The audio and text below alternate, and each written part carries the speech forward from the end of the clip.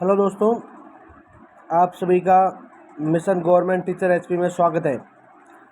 इस वीडियो में आपसे बात करूंगा कि भारत के संविधान से संबंधित जो महत्वपूर्ण टॉप 100% है, यानी 100% आपके लिए इस वीडियो में रहने वाले हैं। तो आप सभी ज़्यादा से ज़्यादा इसको शेयर करेंगे और वीडियो को लाइक करेंगे। तो शुरू करते हैं वीडियो को। अगर आपने लाइक और कमेंट सब्सक्राइब नहीं किया तो जल्दी से कर लें। और इसकी जो PDF है टेलीग्राम चैनल पर मिल जाएगी आपको। और ये प्रश्न 1 से संख्या 100 तक रहने वाले हैं। आइए शुरू करते हैं पहले प्रश्न की बात कि भारतीय संविधान सभा का गठन कब हुआ। तो उत्तर हो जाएगा 9 दिसंबर 1946। दूसरा प्रश्न आता है कि संविधान सभा के प्रथम अध्यक्ष कौन थे। डॉक्टर राजेंद्र प्रसाद। कौन थे? डॉक्टर राजेंद्र प्रसाद। तीसरा प्रश्न है संविधान सभा में मसौदा समिति के अध्यक्ष कौन थे। इसका उत्तर हो जाएगा डॉक्टर BR अम्बेडकर। क्या हो जाएगा? Doctor BR Ambedkar. प्रश्न संख्या 4 की बात करेंगे तो भारतीय संविधान को लागू करने की तिथि क्या थी। कब किया गया था भारतीय संविधान को लागू? तो अपने 26 जनवरी 1950 को क्या किया गया था? भारतीय संविधान को लागू किया गया था। नेक्स्ट बात करते हैं कि संविधान निर्माण में कुल कितने सदस्य थे। जब संविधान का निर्माण हुआ था उस समय कुल कितने सदस्य थे। उत्तर हो जाएगा 299। कितने हो जाएंगे? 299। भारतीय संविधान को ड्राफ्टिंग समिति में कुल कितने सदस्य शामिल थे। तो 7 सदस्य शामिल थे। कितने थे? 7 सदस्य। भारतीय संविधान को तैयार करने में कितना समय लगा। तो बहुत महत्वपूर्ण प्रश्न है। 2 वर्ष 11 माह 18 दिन। ये सारे जितने भी प्रश्न करवा रहा हूँ, चाहे आप BSTC एग्जाम कर रहे हैं, तैयारी रीट कर रहे हैं, या सेकेंड ग्रेड फर्स्ट ग्रेड कोई भी एग्जाम की तैयारी करें, सबके लिए बहुत महत्वपूर्ण प्रश्न है। संविधान सभा को किस अधिनियम के तहत गठित किया गया। तो कैबिनेट मिशन योजना जो कि 1946 में हुई थी, उसके तहत अपने अधिनियम के तहत गठित किया गया था। अगला प्रश्न आता है कि भारतीय संविधान को कब अपनाया गया। भारतीय संविधान को कब अपनाया गया। तो 26 नवंबर 1949 को। कब अपनाया गया? 26 नवंबर 1949। संविधान की प्रस्तावना में किस संशोधन द्वारा समाजवादी और पंथ निरपेक्ष जोड़े गए। तो 2 शब्द आते हैं, एक समाजवादी और एक पंथ निरपेक्ष। वो शब्द किस संविधान संशोधन के द्वारा जोड़े गए। तो 42वां जो संविधान संशोधन हुआ था 1976 को, उसके द्वारा जोड़े गए थे। भारतीय संविधान में किस देश के संविधान से प्रभावित हैं। तो उत्तर हो जाएगा Britain, America, Ireland. Britain, America, Ireland. फिर प्रश्न आता है 12 नंबर कि संविधान की प्रस्तावना में कितने मूल तत्व हैं। तो कितने मूल तत्व हो जाएंगे? 5 मूल तत्व हो जाएंगे। कितने? 5 मूल तत्व।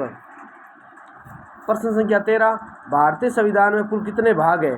तो भारतीय संविधान में 25 भाग है। कितने भाग है? 25 भाग भारतीय संविधान में हो जाएंगे। फिर आता है प्रश्न संख्या 14 नंबर प्रश्न है कि भारतीय संविधान में मूल रूप से कितनी अनुसूचियां हैं। मूल रूप से कितनी अनुसूचियां हैं। तो राइट आंसर 8 अनुसूचियां। कितनी है? 8 अनुसूचियां। फिर प्रश्न संख्या 15 वर्तमान में भारतीय संविधान में कितनी अनुसूचियां हैं। तो वर्तमान में बात करते हैं तो 12 अनुसूचियां हैं। जबकि 16 नंबर प्रश्न है कि संविधान का सबसे लंबा भाग कौन सा है। संविधान का सबसे लंबा भाग, तो भाग 3 मौलिक अधिकार। क्या हो जाएगा? भाग 3 मौलिक अधिकार इसका राइट आंसर हो जाएगा। प्रश्न 17 कि भारतीय संविधान का सबसे छोटा अनुच्छेद कौन सा है। बड़े लंबे के बाद में सबसे छोटे अनुच्छेद की बात करते हैं, इसका उत्तर हो जाएगा अनुच्छेद 393। कितना हो जाएगा? अनुच्छेद 393। 18 नंबर प्रश्न है कि किस अनुच्छेद में संघ और उसके राज्यों का उल्लेख किया गया है। कौन सा अनुच्छेद है जिसमें संघ और उसके राज्यों का उल्लेख किया गया है। तो अनुच्छेद 1 में किया गया है। किसके अंदर? अनुच्छेद 1 के अंदर किया गया है। संविधान के किस भाग में नागरिकता का उल्लेख है। संविधान का वे कौन सा भाग है जिसमें नागरिकता का उल्लेख है। तो भाग 2 में किया गया है। भारतीय संविधान में न्यायिक पुनरावलोकन की अवधारणा किस देश से ली गई है। भारतीय संविधान में न्यायिक पुनरावलोकन की जो अवधारणा है वो किस देश के संविधान से ली गई है। तो अपने अमेरिका के संविधान से ली गई है। प्रश्न 21 की बात करेंगे तो मूल अधिकार संविधान के किस भाग में उल्लेखित है। जो मौलिक अधिकार है, मूल अधिकार है, वो संविधान के भाग 3 में उल्लेखित है। कहाँ पर है? संविधान के भाग 3 में। 22 नंबर है कि कितने मौलिक अधिकार वर्तमान में भारतीय संविधान में है। तो वर्तमान में 6 मौलिक अधिकार है। जबकि बात करें शुरुआत में कितने थे, तो 7 मौलिक अधिकार थे। जो कि 7वां जो मौलिक अधिकार था संपत्ति का अधिकार, उसको हटा दिया गया और वर्तमान में 6 मौलिक अधिकार बचते हैं। नेक्स्ट बात करेंगे कि 23 23 नंबर प्रश्न क्या आता है कि मूल अधिकारों को समाप्त करने की शक्ति किसके पास होती है? तो इसका उत्तर हो जाएगा संसद द्वारा संशोधन द्वारा। किसके द्वारा? संसद द्वारा संशोधन के द्वारा उसको क्या करती है? शक्ति प्राप्त होती है।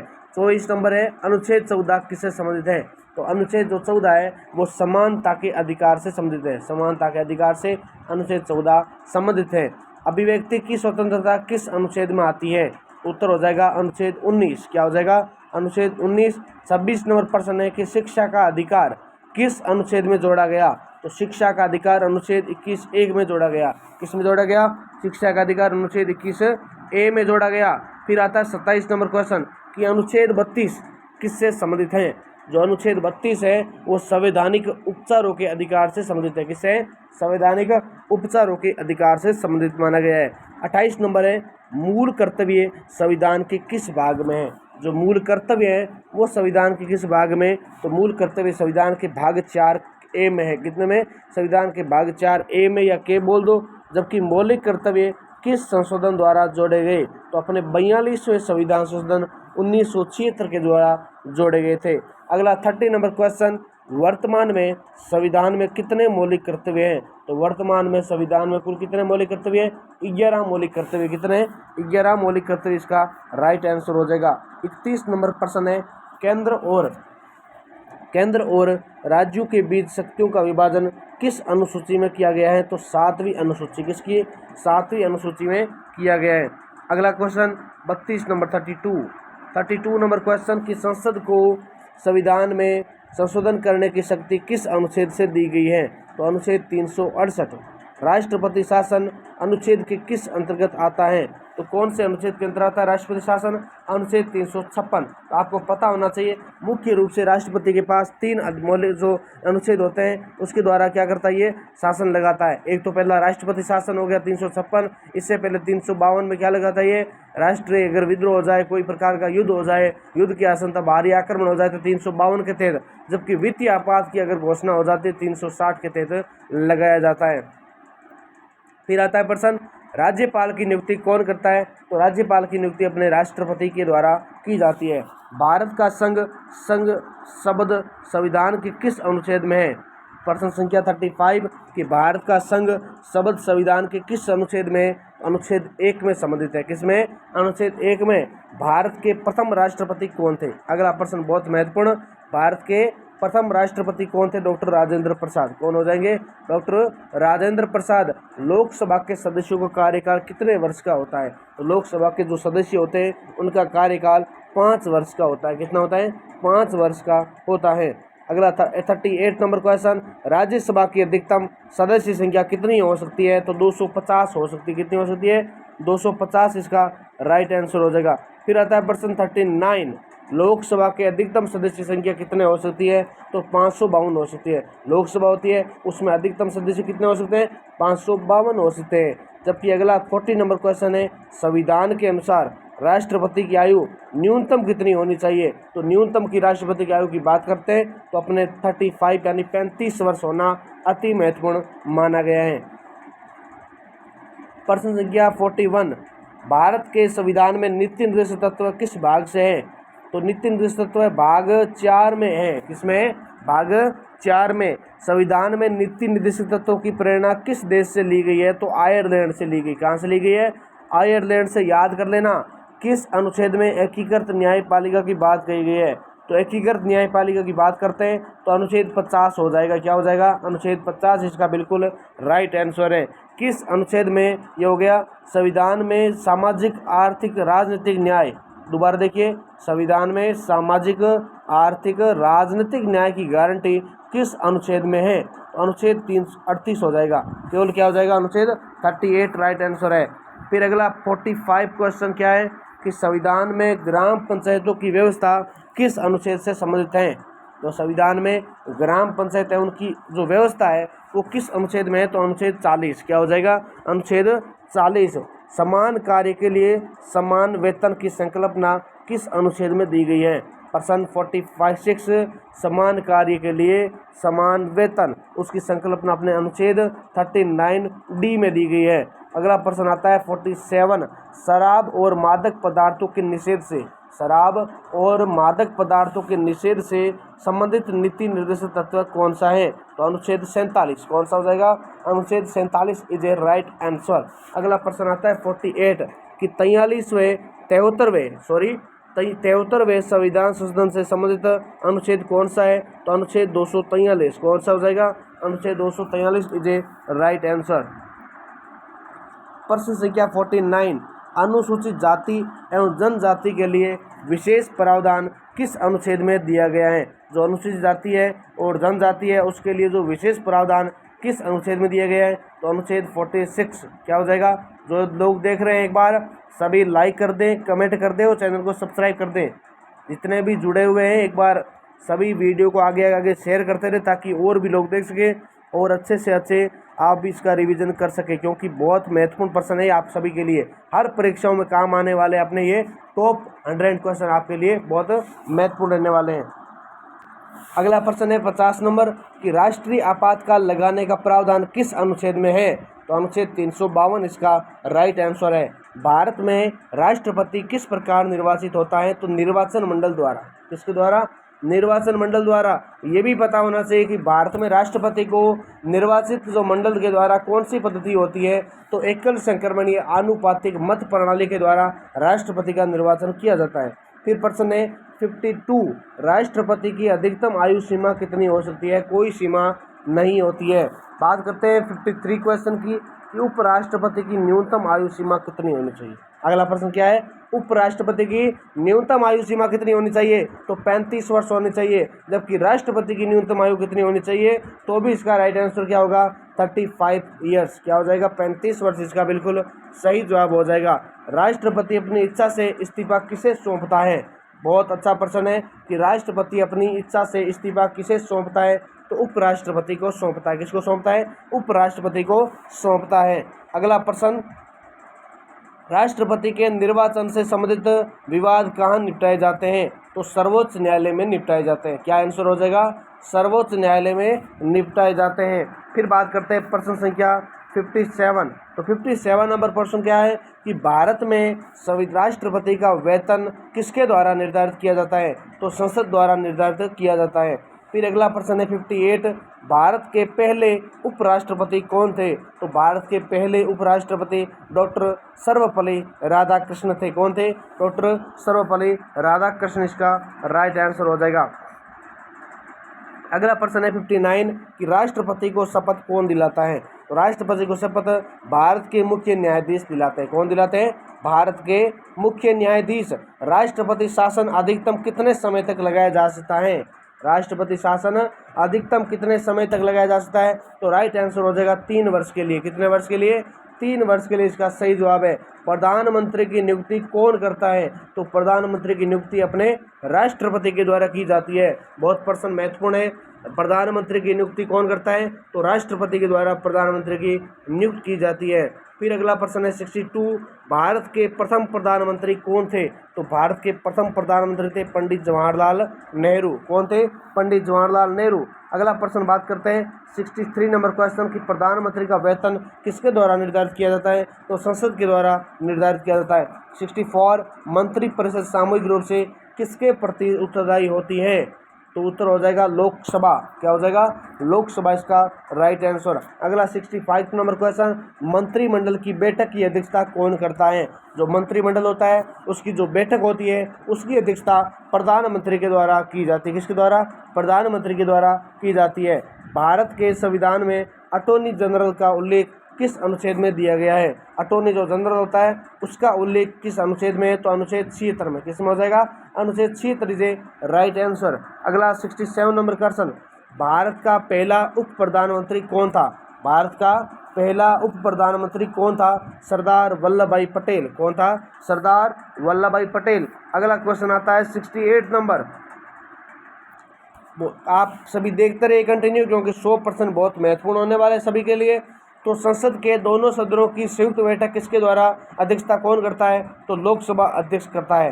राज्यसभा का स्थायी अध्यक्ष कौन होता है? 69 नंबर क्वेश्चन कि राज्यसभा का स्थायी अध्यक्ष कौन होता है? उपराष्ट्रपति इसका बिल्कुल सही जवाब है।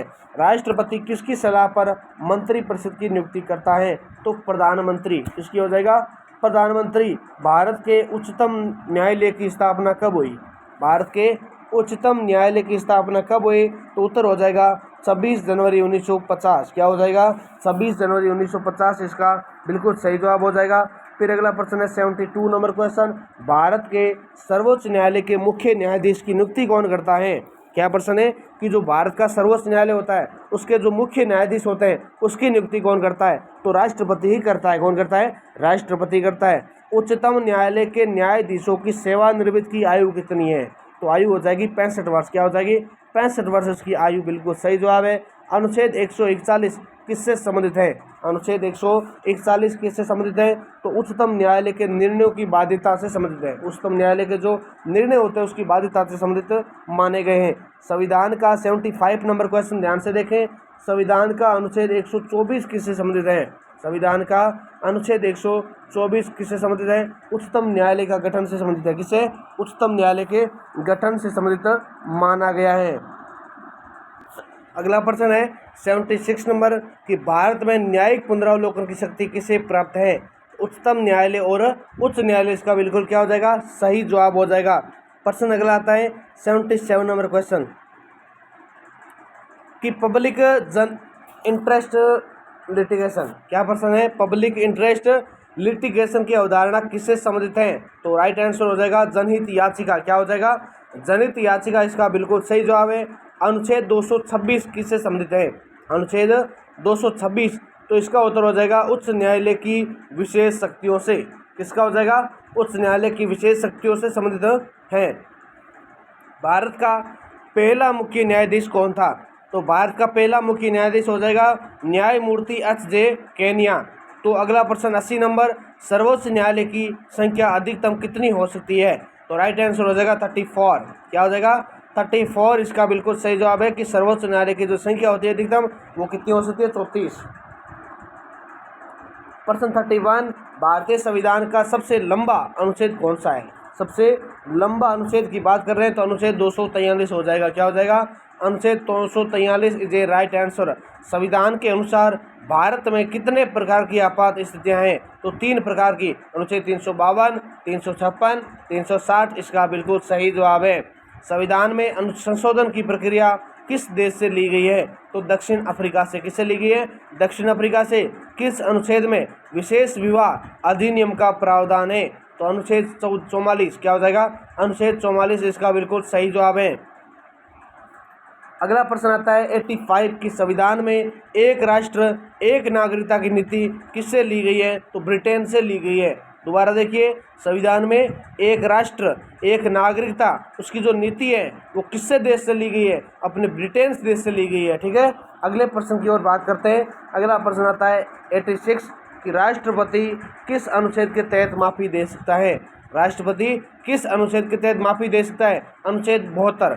भारत का नियंत्रक एवं महालेखा परीक्षक किस अनुच्छेद में उल्लिखित है? अनुच्छेद 148। क्या हो जाएगा? अनुच्छेद 148 इज ए राइट आंसर।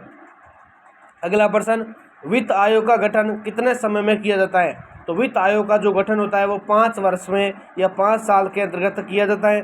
भारतीय संविधान के कितने मूल अनुच्छेद थे? दोबारा देखो 89 नंबर क्वेश्चन, भारतीय संविधान के कितने मूल अनुच्छेद थे? तो 395 थे मूल। अब तो ज़्यादा होंगे, 450 से अधिक हो गए होंगे। ठीक है, अगला 90 नंबर क्वेश्चन क्या है कि संविधान सभा में पहली बैठक कब हुई?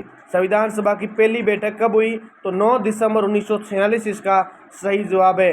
91 क्वेश्चन, परिसीमन आयोग की अध्यक्षता कौन करता है? तो इसका उत्तर हो जाएगा उच्चतम न्यायालय का अवकाश प्राप्त न्यायाधीश।